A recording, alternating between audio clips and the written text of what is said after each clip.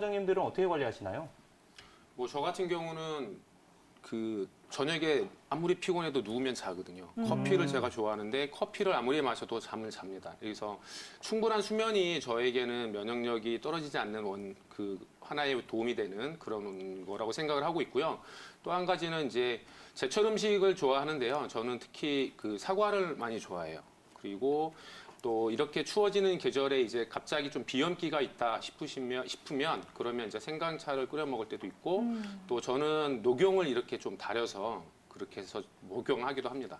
근데 면역력을 높여주는 혈자리가 하나 있는데 그게 배꼽 바로 위에 손가락 하나마디 위에 올라가는 자리인데 그 자리가 수분혈이에요. 그 수분혈을 침 자극을 해주거나 뜸을 떠주거나 거기를 따뜻하게 해줘도 면역력이 많이 높아지고요. 대추혈은 보통 우리가 목을 굽혔을 때 가장 많이 툭 튀어나오는 그 뼈 바로 아래인데요. 아이들이 물론 열이 높아졌을 경우에도 거기를 살짝 사혈을 해줘도 열이 떨어지기는 하고요. 호흡기 질환이 있을 때는 그 대추혈을 자극해줘도 면역력을 높일 수 있는 혈자리가 되기도 합니다. 그렇다면 체온은 1도만 높여도 면역력이 크게 증강된다는 말이 실제로 맞는 말이겠네요. 그렇죠. 체온이 1도가 떨어지면 3배 이상 면역력이 떨어진다고도 하고요. 또 여러 가지 얘기가 있기는 하지만 보통은 체온이 떨어지면 백혈구의 식균 작용, 균을 잡아먹는 그런 작용이 많이 약화됩니다. 따라서 염증이 많이 생기게 되고요. 이런 가을에 체온이 떨어지기가 쉽잖아요. 네. 그리고 그렇죠. 특히 여성분들은 손발 차신 분들 많고 체온이 낮으신 분들이 많고 또 우리 어르신들도 체온이 낮으신 분들이 많아서 이런 경우에 이제 호흡기 감염, 감기나 독감이 많이 올 수 있잖아요. 그래서 요즘 이제 제일 많이 하시는 게 아마 보건소 가서 독감 주사, 면역력을 높인다라고 생각하시고 맞으실 텐데 사실은 독감 주사는 우리 몸에 균을 넣어서 미리 좀 면역 반응을 일으켜서 다음에 바이러스 들어왔을 때 잡아주는 거고요. 한방적으로는 우리 몸에 있는 자체적인 면역력을 높여주는 방법을 많이 사용을 하고 있습니다. 그래서 체온이 낮아지면 면역력이 떨어지는 게 맞고요. 또 면역력이 떨어지면 염증이 많이 생깁니다.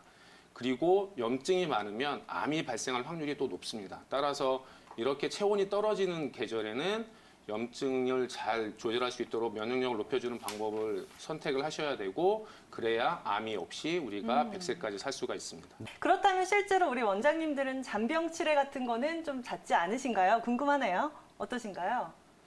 저는 네. 비염 오면 바로 대추혈 사혈하고요. 또 한약 다려 먹고요. 감기 오면 그때그때 감기약 다려 먹고요. 그래서 네. 잔병치레 저 또 장이 조금 안 좋을 때가 예민해지면 이제 설사를 하게 되는 경우도 많은데 그럴 때도 바로바로 약을 먹습니다. 항생제보다는 제철 과일 또는 적절한 식이요법, 충분한 수면, 스트레스를 피하고 이렇게 해서 면역력을 높여주시려고 노력을 하셔야지 항생제 남용은 절대 좋지 않습니다. 아이들 보약 먹이자고. 근데 요즘 젊은 부모님들은 뭐 어떻게 생각하냐면 한약을 먹으면 간이 나빠진다고 생각하실 수도 있고 네. 또 녹용을 먹으면 머리가 나빠진다고 얘기하시는 분들이 있어요. 그렇죠. 근데 사실은 녹용을 먹는다고 머리가 나빠지는 게 아니고 녹용을 먹으면 오히려 머리가 좋아집니다. 그래서 또 고민하시는 게 뭐냐면 우리가 한약을 먹었을 경우에 갑자기 살이 쪄가지고 비만한 아이가 되지는 않을까 이런 걱정을 많이 하시는데 절대 그런 일은 없으니까요. 안심하고 드셨으면 좋겠어요. 원장님, 이 밖에도 우리 면역력을 좀 방해하고 떨어뜨리는데 나쁜 영향을 미친 다른 요소들 어떤 것들이 있을까요? 면역력을 떨어뜨리는 거는 네. 또 운동 부족도 있겠죠. 운동 부족이요. 네. 우리가 현대를 살아가면서 너무나 많은 시간을 일에 투자를 하고 있기 그쵸. 때문에 저희가 운동 부족이 많은데 그 운동 부족 꼭 없애주셔야 될 것 같아요. 저 같은 경우는 일주일에 2번 정도 걷는 게 네. 가장 좋다고 생각을 하고요. 걷는 시간은 내가 걸어서 체온이 살짝 올라서 몸의 근육이 이완되는 정도까지 걸어주시면 가장 좋겠다고 생각을 합니다. 그러면 어깨나 허리에 있는 근육의 긴장이 풀어지면서 스트레스도 해소도 되고 또 체온도 올라가고 그래서 면역력도 많이 좋아질 거라고 생각을 합니다. 네, 저처럼 이렇게 물만으로는 좀 어렵다 하시는 분들을 위해서 좀 추천해주고 싶은 다른 차 혹시 있으신가요, 원장님들?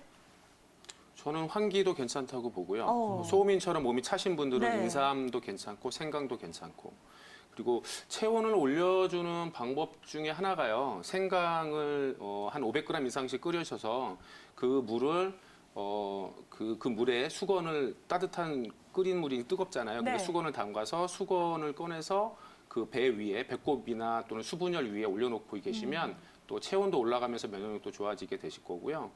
그리고 차로 또 저는 그 아이들인 경우에도 더욱 좋지만 녹용만 하나만 딱 끓여서 드셔도 좋다고 생각을 해요. 전화 연결할 때 어머님이 혀에 침을 맞을 수 있는 것도 아니고 어떻게 해야 답답해 되냐 하셨잖아요. 이렇게 그런 얘기들을 해주셨는데 네. 어떠한 치료를 받을 수 있을까요, 유승민 원장님? 네, 치료는 저희 함유원에서 하는 거는 한약 치료, 또 침 치료 여러 가지가 다 있습니다. 지금 어머니가 걱정하시는 거 딱 들어보니까 우선 제가 말씀드리고 싶은 거는 뭐냐면 우리가 혀를 보고 혀에 통증이 있고 나머지 부분은 조금 간과했는데 어머니 혀가 막 저절로 움직이신다고 했잖아요. 근데 혹시나 혀가 힘이 좀 빠지고 무기력해지면서 또 마비감이 살짝이라도 있거나 그러면 뇌혈관이 좀 막혔는지도 한 번은 확인해 보실 필요가 있으실 것 같아요. 그래서 연세가 좀 있으시니까 뇌혈관에 막혀서 혀를 지배하는 신경이 조금 기능이 떨어졌을 수도 있다. 그러니까 우선은 조금 더 적극적으로 검사를 하시면 뇌혈관에 경색이 있는지 한 번 더 확인하시고요. 그다음에 지금 치료법에 대해서 어머니가 우리 침을 혀에다 맞느냐 이렇게 말씀하셨지만 혀에 대한 치료를 하는 것은 심장에 열을 내려주고 신장, 콩팥에 물을 보태주는 이런 치료를 하는데 그런 치료를 하는 방법은 손발에 있습니다. 제가 두 가지만 알려드리면 심장에 열을 내려주는 쪽을 두 가지가 있는데요. 소부혈, 이렇게 엄지손가락, 손을 쥐었을 때 새끼손가락에 닿는 부위, 다섯 번째 손가락하고 네 번째 손가락 사이에 거기를 지압을 쭉 해서 손 아래로 이렇게 내려서 지압을 해주시면 좋고요. 신문열은 다섯 번째 손가락 아래 내려와서 이렇게 손에 주름이 있으시잖아요. 여기 이 주름의 바깥쪽에 힘줄 두 개가 있어요. 그 사이를 자극을 해주시면 심장이 열을 내려드리기 때문에 혀 통증에 도움이 되실 수 있습니다. 이렇게 한의원에 가시면 어머님이 어떤 증상이 어떤 원인에서 왔는지 진맥을 하고 침을 놔드릴 거고요. 혀에 놓지 않습니다. 무서워하지 마시고 가시고 그다음에 혀가 아픈 거에 대한 약은 심장에 열을 내려주는 약은 오보카독단 있고요. 또 심장의 열을 내려주면서 또 콩팥에 물을 보태줘야 되는데 그 약은 자음 양념탕이 또 있어요. 이렇게 어머니가 몸을 보태주고 열을 내려주고 하는 거는 다 함약으로 가능하니까 꼭 한의원 내원하셔서 진료를 받아보셨으면 좋겠습니다. 네, 한의원에 내원하게 돼서 내 증상을 정확하게 진단하고 알맞은 치료 방법을 찾으면 좋을 것 같은데요. 그렇다면 원장님, 우리 시청자님뿐만이 아니라 혀 질환으로 고생하시는 다른 분들을 위해서 조금 더 보탬이 될 수 있는 다른 정보 없을까요? 네, 뭐 방법은 여러 가지가 있는데요. 네. 우선 우리가 보통 예전부터 어머니는 알고 계실 거예요.